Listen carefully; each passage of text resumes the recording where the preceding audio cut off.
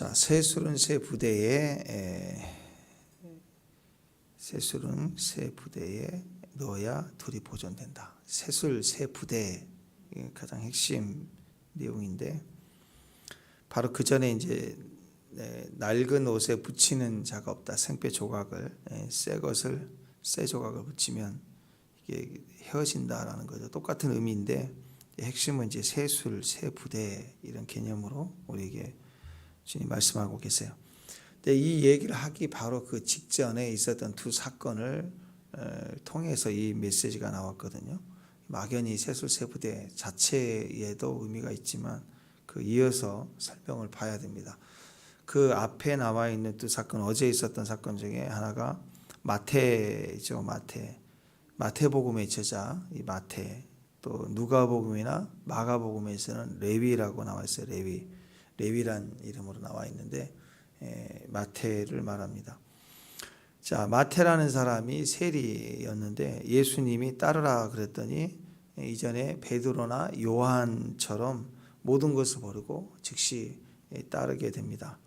그리고 나서 예수를 위해서 자기 집에 이렇게 모시고 큰 잔치를 열어요. 그래서 예수님 드시고 잡수시니까 그때 바리새인과 서기관들이 이걸 비방하죠. 세리와 죄인들과 함께 먹고 마셨다 하고 막 비방을 하는 거예요. 그래서 예수님이라는 새 술 누가 못 받느냐?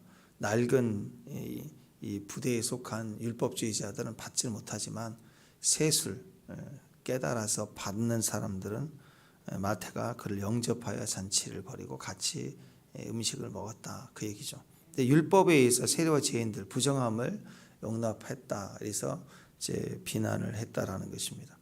그리고 오늘 이제 14절에 세례 요한의 제자들이 와요. 그러니까 이전에는 바리새인과 서기관들이 와가지고 막 먹었다 해서 비난했는데 오늘 14절에서는 세례 요한의 제자들이 와가지고 예수님의 제자들이 막 먹는 거 가지고 막 떠들습니다. 뭐라고 얘기했냐? 우리는 금식도 자주 한다. 또 바리새인들도 심지어 그렇게 해. 근데 니네들은 맨날 먹고 마시냐? 그게 무슨 말이에요? 경건도 모르고 천박스럽게 저것들이 무슨 영성을 주님 앞에 한다고 그렇게 사느냐? 금식도 안 하는 거. 이렇게 얘기를 하는 거죠. 그럴 때 그런 가치관의 도전들이 오고 어리석은 비방의 소리에 대해서 예수님이 말씀하시는 내용이 새술은 새 부대다 이렇게 얘기를 해요. 자, 그래서 예수님이 새술이고 새술을 많이 새 부대에 담길 수 있다. 그래서 그 얘기를 하시면서 핵심적인 메시지가 이 새술 새 부대의 핵심적인 메시지는 14절 15절이에요. 14절 15절. 자, 14절 15절 한번 읽어보십시다. 두 구절 시작.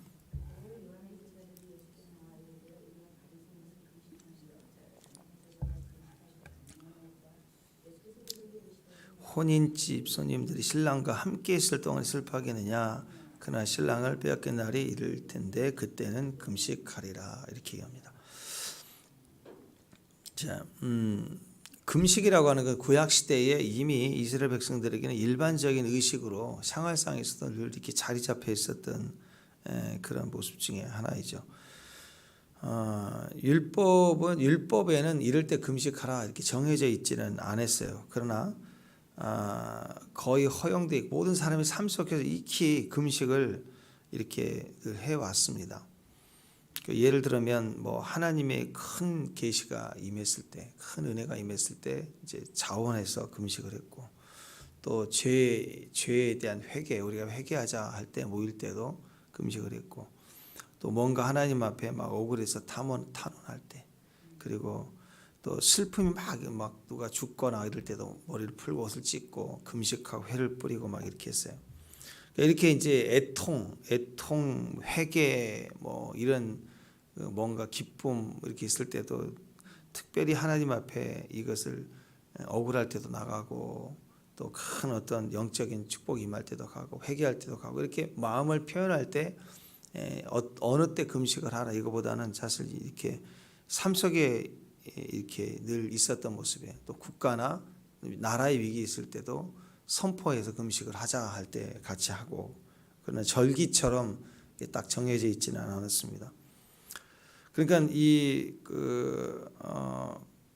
바리새인들이 늘 이런 기준을 통해서 늘 금식한다. 그러면 일단 성경 일을 못 하잖아요. 그러니까 일반 사람들은 하고 싶어도 특별한 일 아니면 정해져 하기는 어렵고, 그러나 바리새인들 여유가 있는 사람들은 이제 금식의 표를 하면서 내가 경건한 사람이다 이렇게 자기를 드러내는 모습들을 보였다는 것이죠. 그러니까 오늘 세례 요한의 제자들도 금식을 했고 또 바리새인들 서기관들도 했는데 그 이유가 금식 이유가 좀 달랐다는 거죠. 당시 세례 요한의 제자들은 금식할 때 어떤 금식이었냐면 금욕주의와 관련된 금식이었어요. 세례 요한이 외쳤죠. 회개하라 천국이 가까웠다. 그러니까 너희 자신을 통일한 마음으로 겸손케 해야 된다.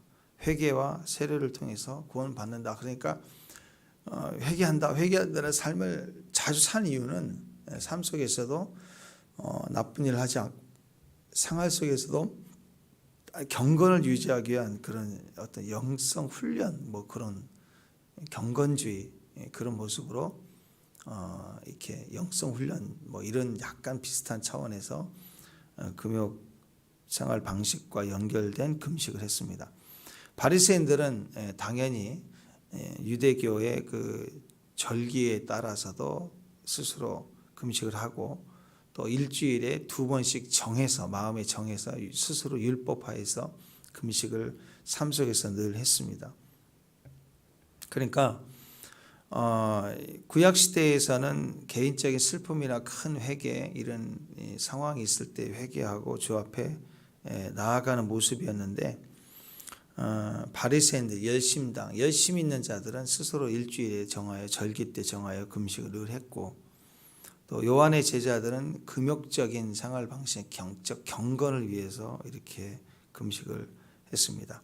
그러니까 약간 뭐 세례 요한에 따라서 경건하게 살겠다라는 이전에 없었던 금식의 방식을 세례 요한의 제자들이 특별히 했고, 그러니까 뭐 약간 우리 생각에 수도승 비슷하게 생각합니다. 세례 요한 따라서 산속에 가서 마음을 정하고 이렇게 돌을 닦는 사람처럼 이렇게 경건하게 보이는 삶의 방향으로 금욕적 생활 방식으로 금식을 했고, 바리새인들은 보여지기식으로 뭔가 신앙을 내가 온전한 외적인 신앙의 모습을 좀 나타내기 위해서 절기적으로 규칙적으로 해왔다 이렇게 볼 수가 있습니다. 근데 예수님의 제자들은 안 했어요.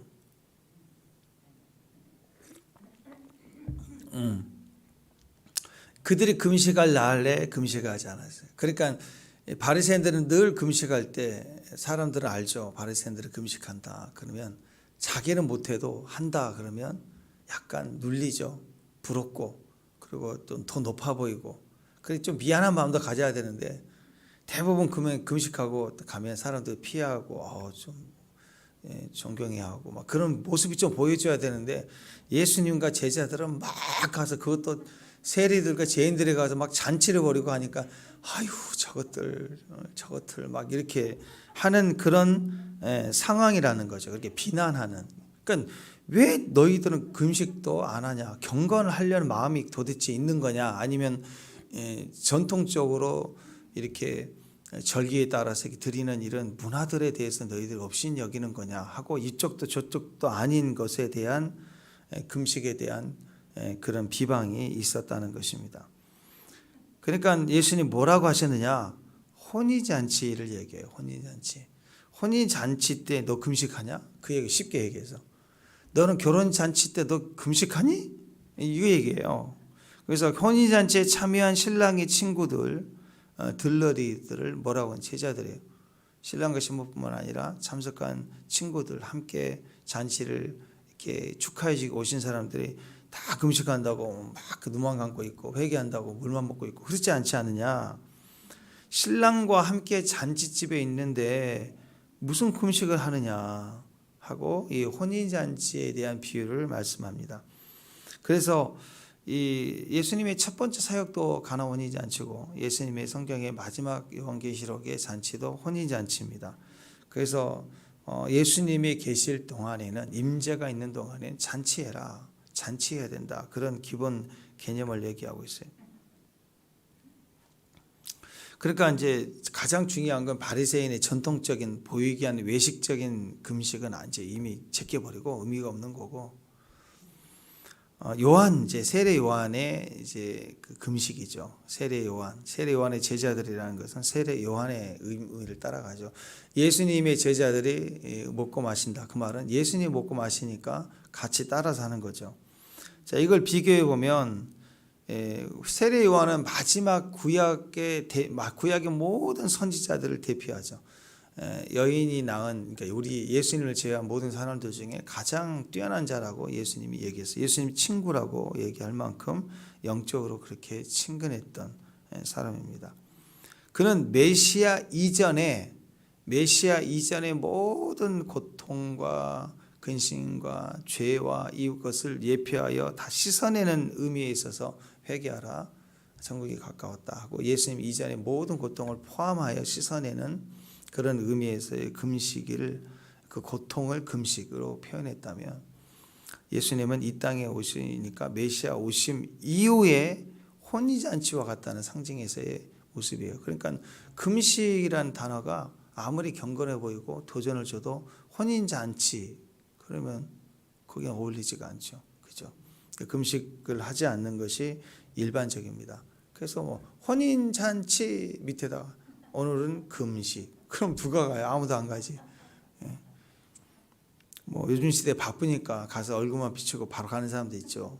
그렇지만 옛날 같으면 뭐 식권 그런 게 없잖아요. 그 집에서 같이 잔치를 하는데 오면은 축하하시면 당연히 또 며칠씩 묵으면서 혼인 잔치도 하고 그러는 건데, 그런 예수님의 금식에 대한 관점은 혼인 잔치라는 기준의 금식이 있어요. 그러니까 언제 금식이 있느냐? 혼인잔치 이후에 금식이 있단 말이에요. 지금은 금식을 생각할 때가 아니다라는 거예요. 예수님이 있을 때는 먹고 마시는 일이다. 그 얘기를 하고 계십니다. 그래서 마태복음 앞으로 넘어가세요. 11장 18절 19절 보세요. 마태복음 11장 18절 19절.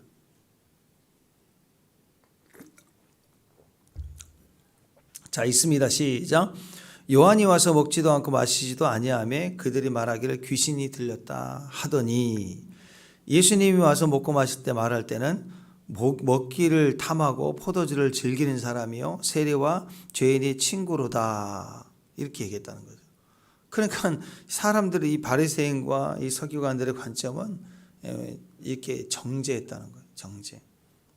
막 경건으로 가니까 귀신 들린 놈아, 그리고 또 마시니까 부정한 놈아, 이렇게 표현을 했다는, 그 말은 뭐예요? 받아들이지 않는 거죠. 예수님의 영성, 가르침 속에 들어오지 않는 거예요. 경고했다라는 것입니다. 자, 그러니까 혼인잔치, 예수님의 핵심은 혼인잔치인데, 혼인잔치의 의미는 신랑을 맞이하는 기쁨, 또 메시아가 하나님이 보내셨잖아요. 하나님이 보내신 메시아가 이 땅에 나타났다, 임재하셨다. 그건 하나님의 일이 이 땅에 시작이 되는 거죠. 기쁨의 소식, 복음에 관한 것이에요. 그것이 혼인잔치예요. 혼인잔치. 그러니까 혼인잔치 때 막 기뻐해주고 음식을 먹고 막 찬양을 하고 막 기뻐했던 것처럼, 복음이 전파되는 것은 막 기쁨의, 그 혼인잔치의 기쁨이 막 회복이 되고 또 역사했다는 것입니다. 그래서 실제로 예수님과 제자들 사이에 실제하는 복음의 역사가, 이 기쁨이 그 복음의 역사를 보여주는 거예요.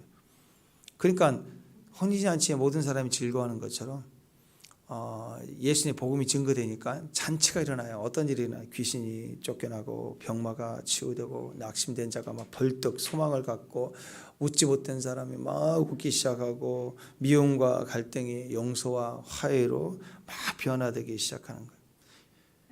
복음 안에서 이걸 맛봐야 돼요. 다시요. 친구의 혼인잔치, 신랑의 혼인잔치에 참여해가지고는 당연히 잔치집 음식을 맛보고 기쁨에 참여해야 되죠. 잔치집에 가가지고 찡그리고 있으면 그 막이지, 안 그래요? 네. 원수 집안끼리 그럴 때 참여도 안 할 거예요. 그러니까 잔치집에서는 100% 당연히 그 잔치를, 기쁨을 누려야 되는 거예요. 똑같아요. 잔치집의 이 맛을 봐야, 잔치의 맛을 보는 것처럼 복음이 증거되는 곳에는 이 맛이 느껴져야 돼. 이 맛을 봐야 되는 거예요. 다시 정리하면 언제 금식하느냐? 신랑 오기 전에 금식하는 거예요. 그게 자꾸 더디 오신다 해가지고 자기들끼리 전통을 만들어냈든 어쨌든 신랑 오기 전까지 높은 차원의 금식이든 뭐 민족을 위한 금식이든 개인적 뭐 보여주기 시간 자기 자랑 금식이든 간에 일단 이런저런 이유로 금식이 있었다고 합시다. 그러나 잔치 시작 그럴 때 누가 금식해요? 다 던지고 와서 배불리 먹어야지. 마찬가지입니다. 예수님 오기 전까지는 나름대로 혼자 막 뭐 한다 난리를 쳐도 예수님 오셨다 그러면 잔치에 참여하는 것처럼 병자가 고치고 귀신이 쫓겨나가고 기쁨이 막 솟아나고 하는 이 맛을 복음 안에서 맛보는 게 중요하지. 그때 가만히 금식한다고 가만히 있지 말라는 거죠. 여러분 잔칫날에는 그냥 친인척이 아니어도 일단은 밥 한 끼도 먹으러 모이잖아요. 동네 사람들 다 모여서 대접하고 나그네도 대접하는 문화인데 안 좋겠어요? 이스라엘 문화 그렇잖아요. 그러니까 잔치다 그러면 굶고 있는 놈이 제일 미련한 놈이죠. 그 말은 뭐예요? 복음이 있는 곳에, 복음이 증거되는 곳에 구경만 하지 말고 아픈 자가 있으면 데리고 와서 낫고, 그래서 이후에 사건이 계속 치유가 계속 나오는 거예요. 예수님에게 심지어는 죽은 자도 지금 데려왔잖아. 참 이 예수님도 대단하시지만 오늘 우리 편에서 보면 이 회당장 야이로가 사람 죽으면 끝이라고 생각하잖아요. 근데 죽은 자에게 안수를, 죽은 자는 걸어 못 나오니까 예수님 가서 손만 대주세요 이렇게 얘기하잖아요. 그러니까 어떻게 죽었는데 기도를 부탁하지? 축복합니다. 우리 교회도 그랬으면 좋겠어요. 목사님 기도가 필요해요. 가끔씩 보면 저 기도가 많이 필요합니다 하고 이렇게 주신 분도 있고 같이 기도하고 이렇게 하는데 저도 한 번도 받아본 적이 없어요. 그런 문자 기도 부탁을. 기도 부탁을 드립니다. 저희 딸이 죽었습니다. 일어나게 기도해 주세요. 막 이런 기도를 받은 적이 없어요. 야, 뭐 앞으로는 교회들마다 그런 기도 제목이 막 몰려오고 기도 받으려고 오는 그런 일들이 생길 거라고 저는 믿습니다. 아멘. 예. 그러니까 제한이 없어야 돼. 이건 아닌데 제가 예전에 말씀드렸죠. 이런 뭐 초자연적인 기적들이 막 어떤 깃털이 떨어지고 금가루가 떨어지고 금리가 생기고 이게 무슨 성경에 있냐 막 이런 얘기할 게 아니라 이게 다 뭐냐? 믿는 자들의 불신을 깨는 거예요. 내가 미리 정해서 없다 그러면 없는 거예요. 근데 그 가능성을 열어가기 시작해서 더 크게 다가서기 시작해야 돼. 미국의 빌 존스 목사님 교회 이 초자연적인 기적 학교를 세우고 막 가르치고 성도들 2씩 파송해서 막 마태에서 기도하게 하고 막 그렇게 하는데 보니까 그런 역사들이 동일하게 나타나요. 근데 그 목사님의 삶에 계기가 있었어요. 그런 기적을 믿고 하지만 한번 성도가 애를 데리고 왔는데 애가 뒤에서 뛰놀다가 넘어졌는데 팔이 부러졌어요. 그래서 암 환자도 기도받으러 나오고 하는데 그 엄마가 대단하죠. 아이 덜렁덜렁한 팔을 가지고 와가지고 기도해달라고 하니까 아니 이런 거 빨리 병원에 가서 기부서 해야지 이번 기도를 받냐고. 그런 마음이 욱하고 오면서 성령께서 너는 왜 불신하냐? 너는 왜 나를 제한하냐? 그래서 암이나 에이즈 이런 큰 병에 대해서는 믿음이라고 얘기하고 내 생각과 상식에 팔이 부러지면 기부서 해야지 기도받는 게 아니다. 생각했던 것이 책망을 받고 회개했다는 거예요. 그 다음부터는 무엇이든지 기도하자. 막 세탁기도 기도하고 드라이기 고장나도 기도하고 막 도전하기 시작했다는 거죠. 예. 그것이 깨어져 나가기 시작하는 거예요. 예. 이런 건 성경에 있지. 근데 이런 건 없네? 왜 났지? 이게 아니었다. 모든 것을 가지고 기도하기 시작했다. 그래서 지금도 하나님이 그걸 이전에는 없었던 기적들이 지금 일어나기 시작합니다. 왜? 이전에는 기도 안 했어요. 근데 지금은 기도하는 기도들이 있어요. 뭐 보고서를 보면은 그 간증한 걸 보면은 예배 이후에 머리가 생기고 완전 대머리였는데 머리가 쭉 생겨버리고 머리 색깔이 염색이 흰색인데 검은색이 되기도 하고 또 전혀 다른 컬러가 되기도 하고 뭐 이런 예배 전후에 이런 일들이 일어나죠. 왜요? 그걸 바라고 기도해서가 아니라 그 사람에게는 그게 필요했기 때문에 하나님 무엇이든지 뭐 주름도 없어지고 옛날 같으면 에이 무슨 기도를 예수님의 이름으로 그런 기도를 하냐 막 이렇게 비난했지만 비난한 사람들은 오늘 이렇게 비난하라고요. 근데 비난하지 않고 신부의 영성으로 이것을 믿음으로 받고 믿음으로 서는 사람들에게는 일들이 일어난다는 거죠. 믿는 자들의 불신을 깨는 거예요. 저는 혼인잔치란 비유를 통해서 금식이라는 단어 하나에 제한하지 말고 그 금식을 혼인잔치라고 하는 주님의 단어 속에서 이걸 포함해 버립니다. 그러니까 금식에서 모든 걸 제한했던 것이 혼인잔치 안에서는 모든 것을 허락하시면서 거기에는 단순히 먹는 문제만이 아니에요. 그들은 먹는 문제 때문에 금식이란 단어를 가지고 먹는 문제 때문에 예수님을 비난하지만 예수님은 혼인잔치에 먹는 것만이 아니야. 누리는 게 너무 많아. 병자 다 나. 귀신 다 쫓겨나가. 이게 진짜 기쁨이야. 그 얘기를 하고 계시는 거예요. 자, 그러니까 두 가지입니다. 신랑과 함께 있을 동안엔 금식할 수 없다. 자, 오늘 이 말씀이 중요해. 이걸 밑줄 그어놔야 돼요. 신랑과 함께 있을 동안에는 금식할 수 없다. 여러분 금식할 때 왜 또 금식하냐 그러면 딱 얘기돼요. 신랑과 함께 있을 동안에 금식할 수 없다. 이 얘기를 하세요. 자, 이 의미가 첫 번째는 뭐냐? 복음 안에서 잔치의 기쁨을 누리기 위해서 지금 안 하는 거야. 경건 모르고 또 이렇게 전통도 모르고 또 회개도 모르고 그래서 금식을 안 한 게 아니고 지금은 복음 안에서 잔치를 누릴 때이기 때문에 내가 누리기 때문에 내가 금식할 수 없느니라. 주님 말씀이 그거예요. 그러니까 우리가 어디에 포커스를 맞춰야 되느냐, 금식하냐 안 하냐, 누구랑 먹었느냐 거기다 포커스가 있는 게 아니라 지금 우리의 관점은 혹시 바리새인이나 이 세례요한의 제자들처럼 발끝할지라도 우리 안에는 어떤 발끝이 있어야 되느냐? 왜 나는 복음 안에서 이 모든 걸 누리지 못하느냐? 이게 내 안에서의 도전이 돼야 돼요. 나는 다 누릴 거야. 다 누릴 거야. 날마다 잔치하시길 바랍니다. 아멘. 그래서 기쁨의 교회 아니에요. 날마다 기뻐하라. 새벽에 또 일어나자마자 씩 웃고 기뻐하고 잔치를 맨날 누려야 돼요. 음식을 먹으면서도 누리고. 네. 혹시 금식하면서도 영의 기쁨이 막 넘칠 수 있잖아요. 그러니까 내 영성이 나는 금식을 하면서도 너무 기쁘다. 그리고 막 금식하는 분 중에 가끔씩 막 밥을 사는 분이 있거든요. 이렇게 사는 분. 스스로 그 준비가 돼 있으니까 그게 진짜 기쁨이 되니까 친구들이 밥 사주거나 금식인데 오히려 대접해주고 하는 분들이 있어요.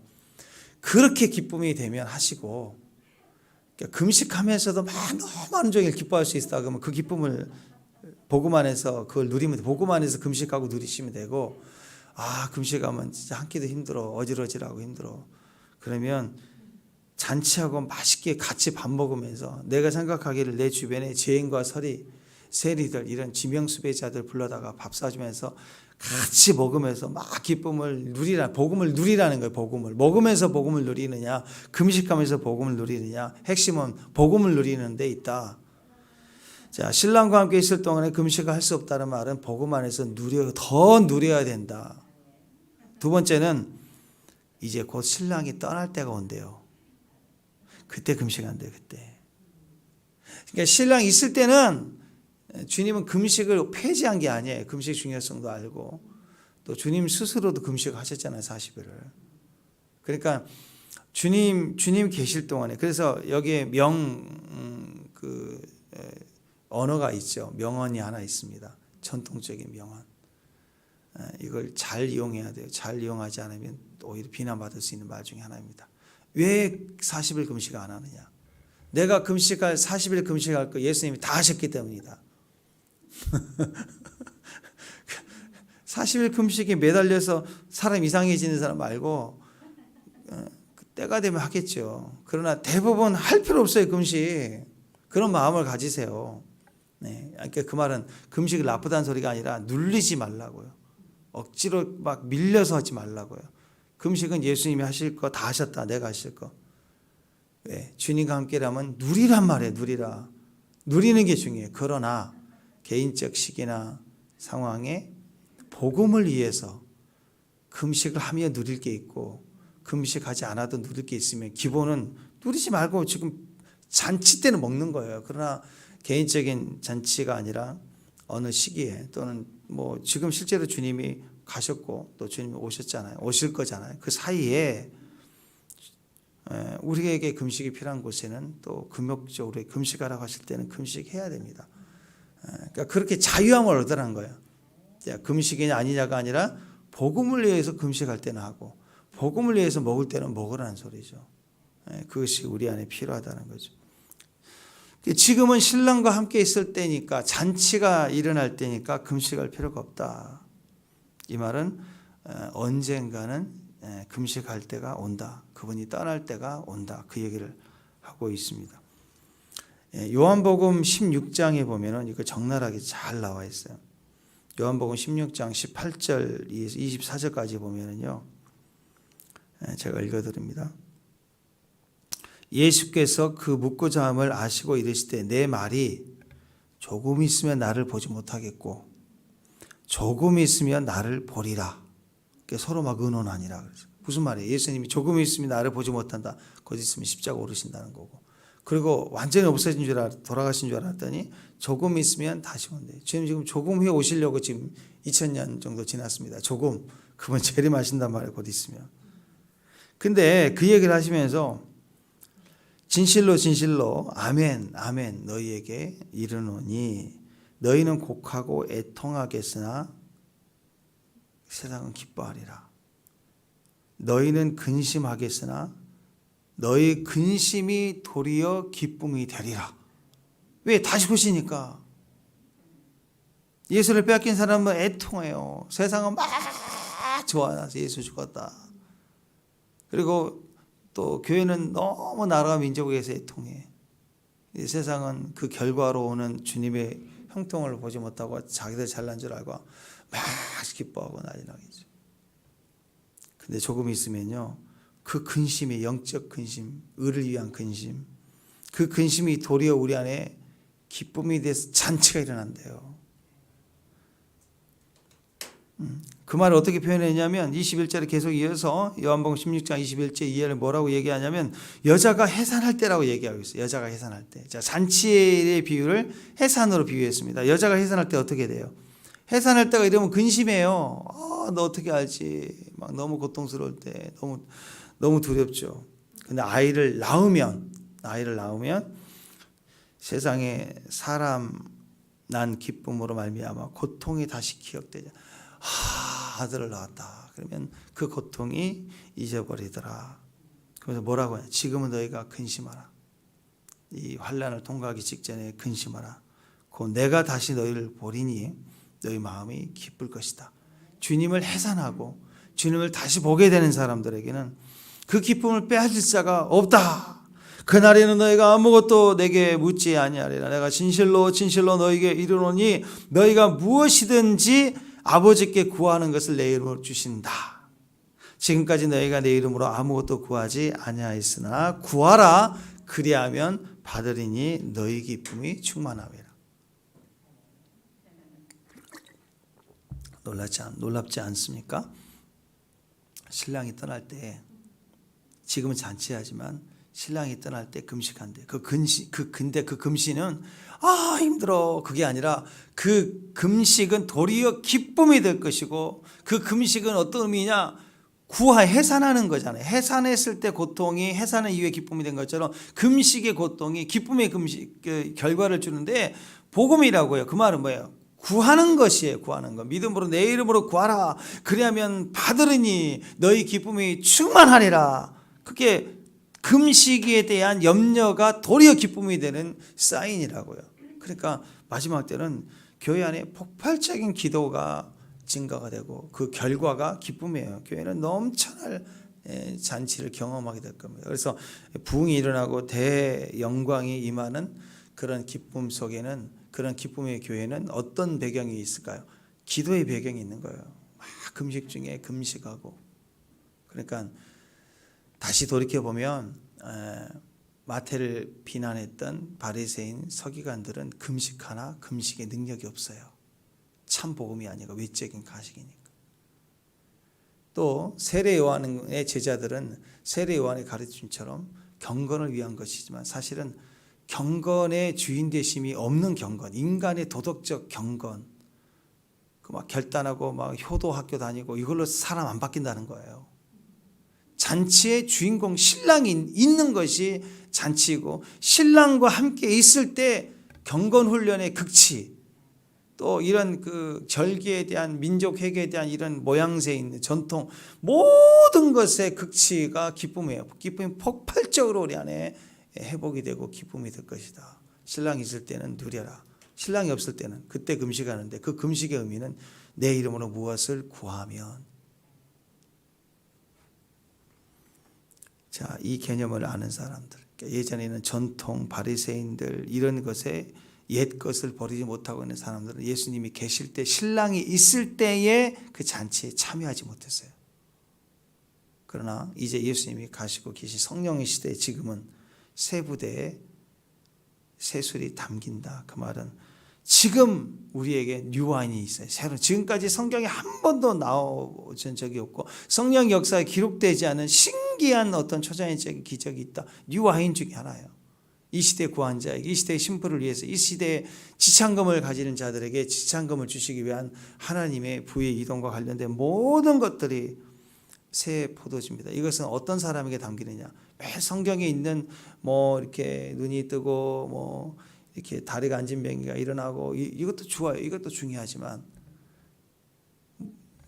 뭐 이후에 새로 생긴 뭐 에이즈부터 시작해서 코비드 이런 것도 그렇고 이런 많은 것들 뿐만 아니라 어떤 질병에서도 자유케 되고 어떤 상황에서도 기뻐하고 웃을 수 있고 내면의 행복을 주고 세상이 줄 수 없는 온유함과 평강을 주는 시작해서 모든 초자연적인 기적이 주실 때가 뉴와인.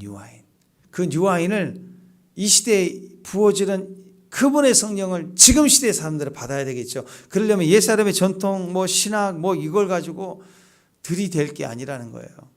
받으셔야 된다는 거예요. 새 부대가 돼야 받습니다. 그 방법이 내 이름으로 무엇을 구하면, 하나님의 이름으로 제한하지 않아서 성경에 기록된 것만 기도해라 그런 적이 없어요.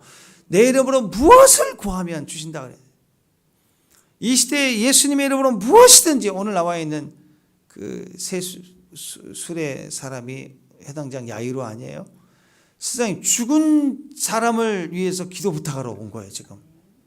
전통을 벗고 이런 사람이. 또 이 여자 보세요. 12해 동안 반대로요. 손만 얹으면 나으리라 그랬더니 12해 동안 가는 도중에 돌발적으로 한 여인이 뛰어들어가지고 이 사람이 세술의 사람, 세 부대의 사람입니다.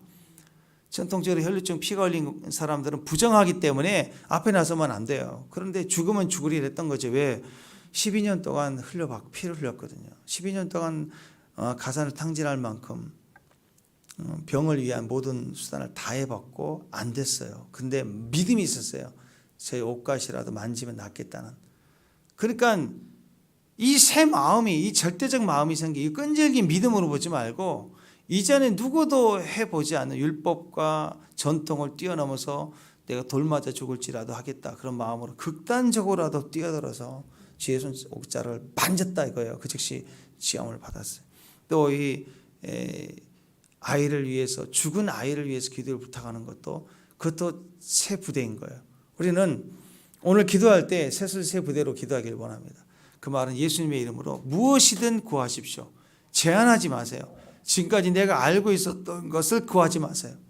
고장났으니까 고쳐야 된, 아니라니까요. 그것까지라도 도전하세요. 고쳐주세요 하고 자꾸 넓혀 가시길 바랍니다. 축복합니다. 하나님의 모든 것들, 또 여전히 죄인과 세리들과 밥 먹는다 하고 이렇게 비난하고 너는 금식도 안 하냐, 뭐 별 얘기를 하는 사람이 다 있을 거예요. 그러나 우리는 새 부대의 사람입니다. 그 이름으로 무엇이든지 구하는 그 믿음의 사람들의 반열에 우리가 설 수 있기를 바랍니다.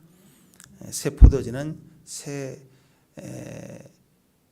부대에 담겨집니다. 그래서 오늘 우리가 새 부대가 돼서 주님 부어주세요 하면 신선한 거, 전통을 부어주는 게 아니라 신선한 것을 부어주는 하나님의 역사가 있을 줄로 믿습니다. 새술의 잔치가, 그래서 새 부대가 된 사람이 보여지는 새술로 말미암아 여러분의 삶에 새술로 잔치하는, 예수님과 잔치하는 일들이 있어서, 아파서 금식한 사람이 있습니까? 외롭고 억울하고 속상해서 금식하는 사람이 있습니까? 그들을 다 먹여 살리는 통로가 되시기를, 사명이 되시기를 주님의 이름으로 축원합니다. 기도하겠습니다. 하나님 감사합니다. 새 부대가 되게 하셔서 오늘 우리에게 새 술을 부어 주옵소서. 그래서 이 새 술을 가지고 항상 잔치하는, 잔치에 들어가지 못한 억울하고 금식하는 자들을 향해서도 함께 잔치를 베풀어 먹일 수 있는 복음의 증거자들이 되게 하옵소서. 예수님 이름으로 기도합니다.